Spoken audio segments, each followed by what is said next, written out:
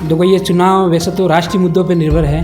Local चुनाव में local मुद्दे काम करते हैं, इसमें राष्ट्रीय मुद्दे काम करते हैं। हाँ, एक विधानसभा सीट जो है अभी कांग्रेस के पास में है, दूसरी विधानसभा सीट जो है निर्दलीय के पास में है। नुकसान की संभावना इसलिए लिए कि पार्टी बड़ी मजबूत वोट बैंक के साथ चुनाव मैदान में है, तो कोई व्यक्तिगत कोई नाराज़गी होती है वो छोटे चुनाव में होती है। बड़े चुनाव में व्यक्तिगत नाराज़गी कहीं मायने नहीं रखती है। अगर ये विधानसभा चुनाव होता तो इसमें कहीं प्लस माइनस मान सकते थे, लेकिन ये बड़े मुद्दों के ऊपर लड़ा जाने वाला लोकसभा चुनाव है। 4 जून को लोकसभा चुनाव के परिणाम आने वाले हैं। मेवाड़ वागड़ की बात करें तो दूसरे चरण में 26 अप्रैल को मतदान हुए। अब यहाँ की 2 लोकसभा सीट ऐसी है जिनकी पूरे देश में चर्चा हुई। एक तो है सीपी जोशी जो भाजपा के प्रदेशाध्यक्ष हैं, यहाँ से भाजपा के प्रत्याशी थे, जो कि चित्तौड़गढ़ लोकसभा, और दूसरी जहाँ पर सीटों का नाम जो प्रत्याशी है उनका फेरबदल हुआ है वह है भीलवाड़ा। तो हमारे साथ में है वरिष्ठ पत्रकार उदयपुर के, जिनसे बात करेंगे और जानेंगे कि क्या स्थितियाँ बनी और क्या स्थितियाँ हो सकती है। देवेंद्र जी शर्मा है जो राजनीति के रूप में कई लंबे समय से पत्रकारिता करते आए हैं। देवेंद्र जी, क्या स्थिति बन सकती है माफ़ कीजिएगा चित्तौड़गढ़ और भीलवाड़ा लोकसभा सीट पर?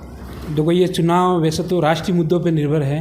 लोकल चुनाव में लोकल मुद्दे काम करते हैं, इसमें राष्ट्रीय मुद्दे काम करते हैं। तो जैसे राम मंदिर वाला मुद्दा, वैसे तो मुद्दा ये ठंडा पड़ गया, लेकिन इस मुद्दे राम मंदिर मुद्दा इस बार काफ़ी काम करेगा। सीपी जोशी भी कोई छोटा मोटा नाम नहीं, बीजेपी में बड़ा नाम है। युवा मोर्चा के प्रदेश अध्यक्ष रहे, अभी भाजपा के प्रदेश अध्यक्ष हैं। सामने उदयलाल आंजना, वो भी नाम के मोहताज नहीं, नाम उनका एक बड़ा नाम है। लेकिन भाजपा के पास जो वोट बैंक है वो आज की तारीख बहुत मजबूत है। विधानसभा को देखें तो उस हिसाब से देखा जाए तो भाजपा बड़ी मजबूत स्थिति में नजर आ रही है यहाँ पे।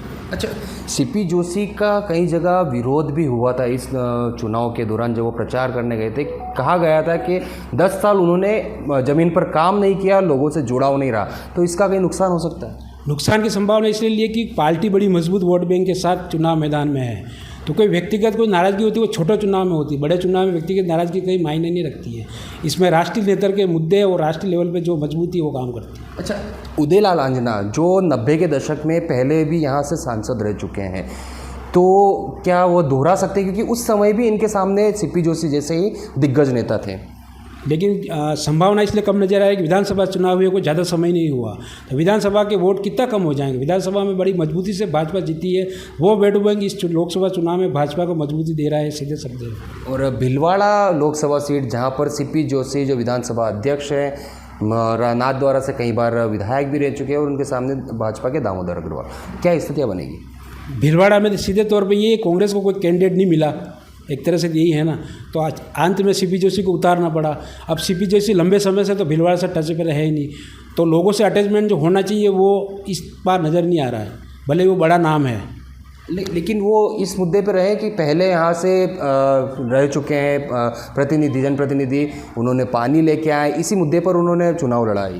देखो, विकास को सब कुछ वोट देते, अशोक गहलोत की सरकार वापस आ जाती, तो विकास को वोट देंगे 100%, ये संभव नहीं है। लोग कई चीज़ें देखते हैं, उसके अंदर प्रत्याशी कहाँ रहता है, हमारे बीच कितने समय रहा, अचानक चुनाव में कहाँ से आ गया, चुनाव जीत जाएगा तो कहाँ चला जाएगा, हारेगा तो क्या रहेगा, वो भी लोग देखते हैं।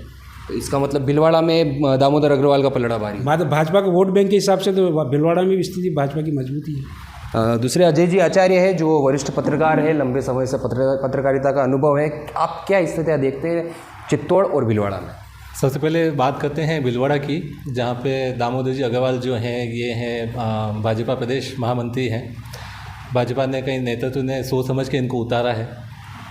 स्थितियाँ विधानसभा क्षेत्र में अगर देखी जाए, भीलवाड़ा के अंदर एक विधानसभा सीट जो है अभी कांग्रेस के पास में है, दूसरी विधानसभा सीट जो है निर्दलीय के पास में, बाकी जो 6 विधानसभा सीटें हैं वो बीजेपी के पास में ही है। ऐसी स्थिति समीकरण को देखते हुए लग रहा है कि निश्चित तौर पे दामोदर अग्रवाल के चांस ज़्यादा रहेंगे भाजपा के।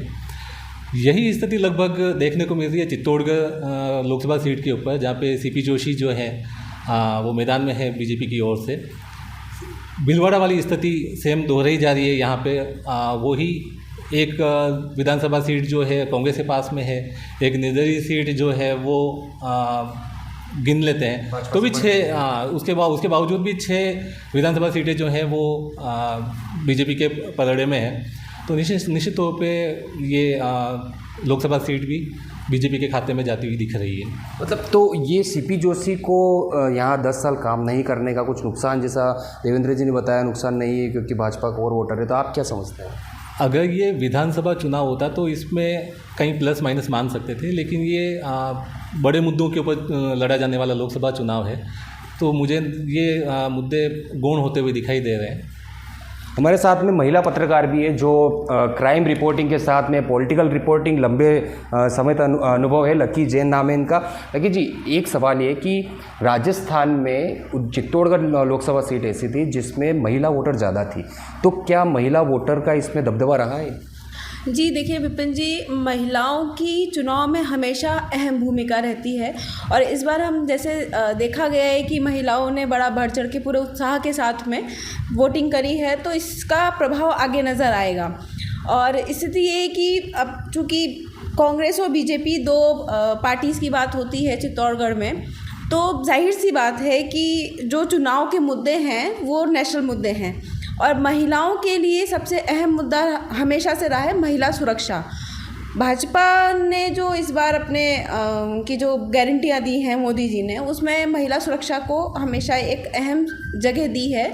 तो इस हिसाब से देखा जाए तो महिलाओं की भूमिका अहम रहेगी और भाजपा के पक्ष में भी हो सकती है, ऐसी संभावना है।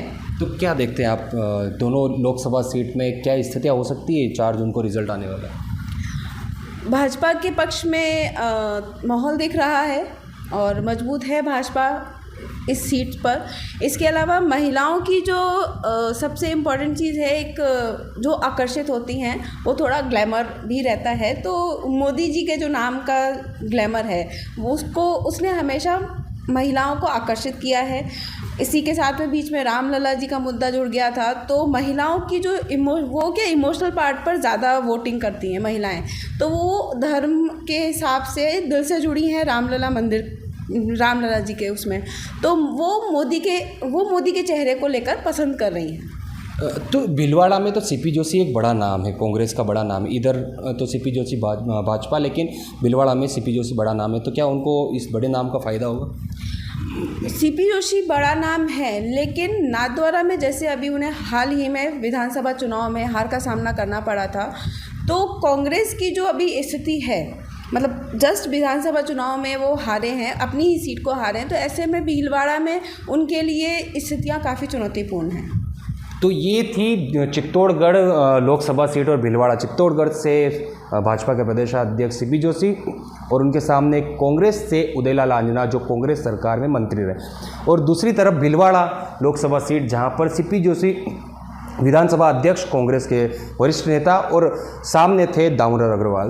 तो ये पत्रकारों ने अपने जो तजुर्बे है उस हिसाब से और वोटिंग परसेंटेज, विधानसभा चुनाव, इन सब को लेकर एक बताया कि किस तरह से स्थितियाँ हो सकती है और पिछले क्या स्थितियाँ रही है। एबीपी न्यूज़ से विपिन सोलंकी, उदयपुर।